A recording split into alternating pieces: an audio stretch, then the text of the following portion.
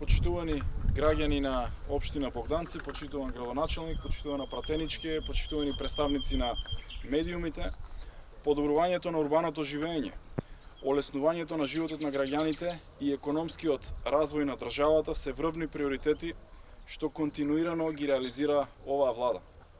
Денеска сум присутен во општина Богданци уште еднаш да го потврдам ова. Од тука го стартуваме проектот поврзување на општините со локални патишта. Од денеска во 17 општини во државата започнуваме со реконструкција на 27 улици со вкупна должина од 23,6 км, за што инвестираме преку 4 милиони евра само во оваа прва фаза. Вкупната вредност на целиот проект чини 70 милиони евра, а планираме да реконструираме околу 450 км локални улици и патишта во сите општини. Во општина Богданци, според проектите што ги достави општината, започнуваме со реконструкција на 6 улици во првиот повик. И тоа Мирче Ѓочков, Мирка Гинова, Кочо Рацин, Ѓуровдол, Браќа Миладиновци и 10 октомври. Исто така, во вториот повик, кој што го објавивме и кој што е во постапка, ќе се реконструира улицата Крушевска, која што очекуваме во текот на оваа година исто така да биде реализирана. Очекуваме во текот на оваа година сите овие улици што ги наброев да бидат и целосно реконструирани и општината да добие нов урбан лик, а граѓаните да добијат подобри услови за живот и побезбеден сообраќај. Општина Богданци се наоѓа на стратешко место и сметаме дека со овој проект не само што ќе го подобриме урбаното живење, туку создаваме и можност за економски развој на општината и привлекување на нови инвестиции. Нашите заложби за подобрување на квалитетот на животот на секоја општина се видливи на терен и се потврдуваат со бројните проекти што досега ги реализираме и тие што ги работиме во моментот на секаде низ државата. Затоа реализацијата на еден ваков проект ќе придонесе и дополнително за равномерен регионален развој, за економско зајакнување на општините, како и намалување на разликите помеѓу планските региони и општините кои спаѓаат помеѓу нив. Би сакал да ја искористам и оваа прилика да се заблагодарам на градоначалникот, на целата администрација, на сите кои што беа вклучени во проектирање и во целата постапка на овие улици, за брзото и навремено доставување на проектите, со што општините сами ги доставуваат своите приоритети, а ние ги одобруваме. Така што веќе еве гледате во првиот повик, првите 6 улици веќе влегуваат во реализација. Би сакал еве да го поздравам овој проект и да се заблагодарам на целата успешна соработка и сум убеден дека ќе продолжиме во идниот период исто така со успешна соработка. Што се однесува до уште едно значајно прашање за општина Богданци, а тоа е обиколницата околу Богданци. Во Министерството за транспорт и врски се работи активно на одобрување на инфраструктурниот проект и нашите очекувања се дека во наредните неколку дена ќе биде одобрен инфраструктурниот проект, пошто ќе биде распишана јавната набавка преку јавното претпријатие за државни патишта за избор на најповолен изведувач, кој што ќе започне со реализација на овој многу значаен проект за граѓаните на Богданци, но и за целиот овој регион.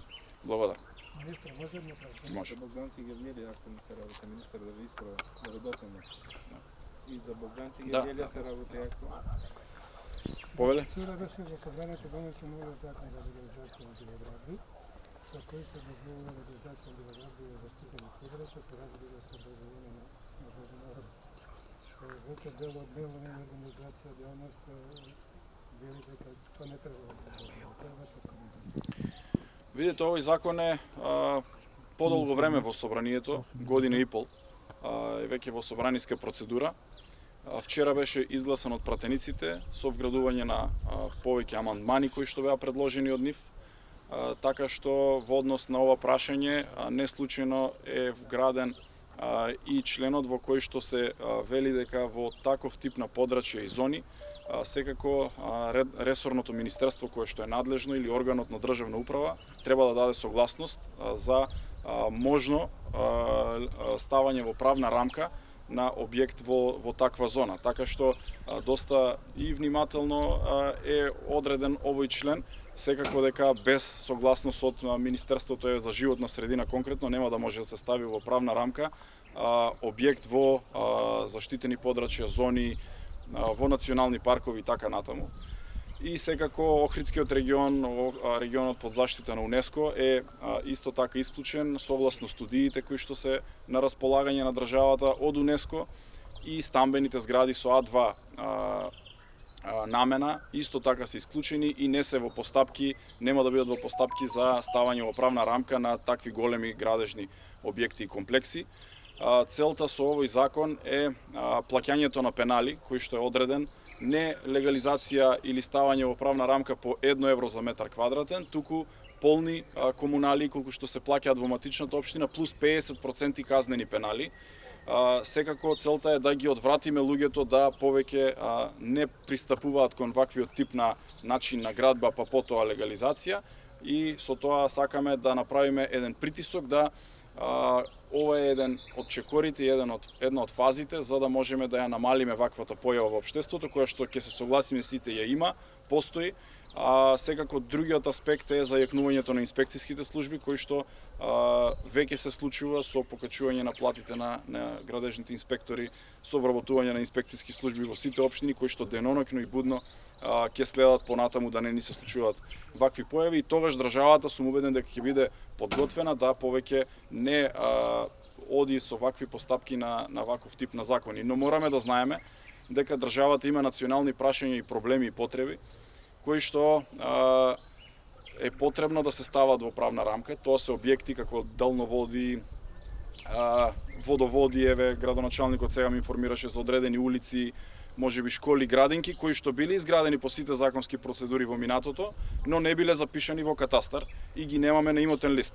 За да тоа се случи на веќе изграден објект, потребно е да се стави во една правна рамка, така што за да може градоначалникот утре да реконструира одредено училиште, мора тоа училиште најпред да му биде ставено, запишано во имотен лист во катастарот на недвижности, и ова е еден од начините или единствениот начин во моментот како тие прашања и проблеми се решаваат, за да можеме да продолжиме и со одредени реконструкции на тие објекти. Така што од тој аспект сме внимателни и очекуваме примената на овој објекти и граѓаните да продолжат со поднесување на барања во наредните 6 месеци откако ќе стапи на сила овој закон, да поднесуваат барања до матичните општини и при тоа строго почитувајќи го законот да се применуваат сите одредби од овој закон. Патот Гевгелија Богданци дали ќе остане во исто состојба или ќе биде проширен?